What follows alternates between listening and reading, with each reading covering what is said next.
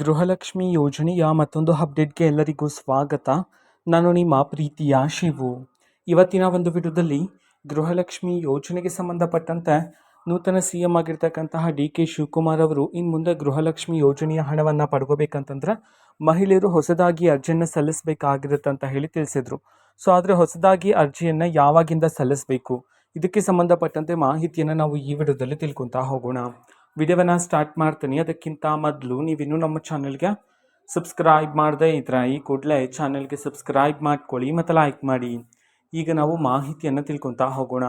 ಹೌದು, ಈಗ ಹೊಸದಾಗಿ ಅರ್ಜಿಗಳು ಯಾವಾಗಿಂದ ಪ್ರಾರಂಭ ಆಗುತ್ತೆ ಗೃಹಲಕ್ಷ್ಮಿ ಯೋಜನೆಗೆ, ಈ ಒಂದು ಮಾಹಿತಿಯನ್ನು ತಿಳ್ಕೊಳೋದಾದ್ರೆ ಸೊ ಇದೀಗ ಬಂದಿರತಕ್ಕಂತಹ ಇನ್ಫಾರ್ಮೇಷನ್ ಪ್ರಕಾರ ಗೃಹಲಕ್ಷ್ಮಿ ಯೋಜನೆಯ ಮಾರ್ಚ್ ತಿಂಗಳ ಹಣ, ಹೌದು ಮಾರ್ಚ್ ತಿಂಗಳದ್ದು ಏಪ್ರಿಲ್ ತಿಂಗಳದ್ದೆಲ್ಲ ಇನ್ನೂ ಸಹ ಬರಬೇಕಾಗಿದೆಯಲ್ವಾ, 3 ತಿಂಗಳ ಪೆಂಡಿಂಗ್ ಇರತಕ್ಕಂಥ ಹಣ ಮೊನ್ನೆ ಒಂದು ವಿಡಿಯೋದಲ್ಲಿ ನಾನು ನಿಮಗೆ ತಿಳಿಸ್ಕೊಟ್ಟಿದ್ದೆ.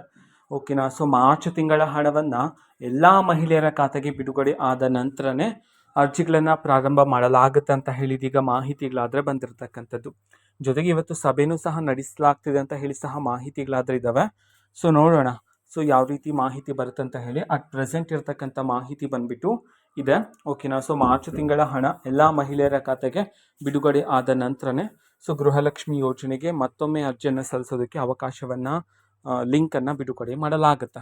ಸೊ ಇದು ಇವತ್ತಿನ ಒಂದು ವಿಡಿಯೋ. ಇದೇ ರೀತಿ ಇನ್ನು ಹಲವಾರು ಯೋಜನೆಗಳಿಗೆ ಸಂಬಂಧಪಟ್ಟಂತೆ ಮಾಹಿತಿ ಬಂದ ನಂತರ ಆದಷ್ಟು ಬೇಗ ನಾನು ನಿಮಗೆ ಇನ್ಫಾರ್ಮೇಷನನ್ನು ತಿಳಿಸ್ತೀನಿ. ಅದಕ್ಕೋಸ್ಕರ ಚಾನೆಲ್ಗೆ ಸಬ್ಸ್ಕ್ರೈಬ್ ಮಾಡ್ಕೊಳ್ಳಿ ಮತ್ತು ಮಾಹಿತಿ ಇಷ್ಟ ಆಗಿದ್ರೆ ನಿಮ್ಮ ಫ್ರೆಂಡ್ಸ್ ಆ್ಯಂಡ್ ಫ್ಯಾಮಿಲಿ ಮೆಂಬರ್ಸ್ಗೂ ಸಹ ವಿಡಿಯೋವನ್ನು ಶೇರ್ ಮಾಡಿ, ಜೊತೆಗೆ ಚಾನೆಲ್ಗೆ ಸಬ್ಸ್ಕ್ರೈಬ್ ಮಾಡಿಕೊಂಡು ಸಪೋರ್ಟ್ ಮಾಡಿ.